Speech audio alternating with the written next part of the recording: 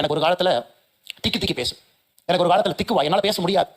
நான் பஸ்ல போய் டிக்கெட் எடுக்கணும் அப்படின்னா கூட நான் வந்து சிரமப்படுவேன். என்னால சில வார்த்தைகள் வராது, இப்போ வராது, வராது. அப்ப டிக்கெட் எடுப்பதற்கு கூட நான் சிரமப்படுவேன். நான் படிக்கக்கூடிய பள்ளியில ஒரு ஆசிரியர் கண்டுபிடிச்சிட்டாங்க, அண்ணாமலை கிட்ட வந்து சில வார்த்தையை டக்குன்னு கேட்டா அவனால பேச முடியாது, அதனால பொறுமையா கேட்டா தான் பேசுமா. 6வது 7வது படிக்கும் பொழுது அந்த ஆசிரியர் என்ன பண்ணாங்கன்னா என்னை அதிகமாக பேச வச்சாங்க. ஸோ டெய்லி வந்து அன்றைய தினம் செய்தித்தாளை வாசிக்கணும், தம்பி அண்ணாமலை வாசிப்பாரு. ஒரு பெரிய பேச்சாளர் வந்து பேசுறாங்க, அந்த பேச்சாளருக்கான முன்னுரிமையை முகவரியை அண்ணாமலை சொல்லுவாரு, நன்றி அறிவிப்பு அண்ணாமலை பேசுவார். பேச வச்சாங்க. பேசிக்கொண்டே இருந்தேன்.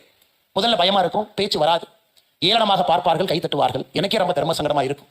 ஆனாலும் அந்த ஆசிரியர் தொடர்ந்து என்னை ஒரு மேடையிலும் ஏற்றி என்னை பேச வைத்த பிறகு ரொம்ப நாளைக்கு அப்புறம் தான் எனக்கு தெரிஞ்சிச்சு, யாருக்காவது திக்குவாய் இருக்குன்னா அது பிசிக்கல் கிடையாது, அது மென்டல், மனதில் எங்கேயோ ஒளிந்திருக்கக்கூடிய ஒரு பிரச்சனையால மட்டும்தான் சில வார்த்தைகள் வராது.